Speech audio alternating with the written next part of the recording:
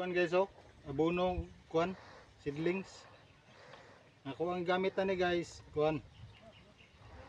Calcium nitrate. Ako mixing sa calcium nitrate guys. Tunga sa lata og 10 liters ni, 10 liters nga tubig. Tunga sa lata. Tang dayon diri. Ano din, ato din nga bunuhan.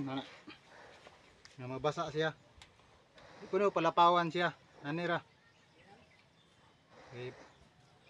Bunuhan na to na kay para lagsik iyang dahon.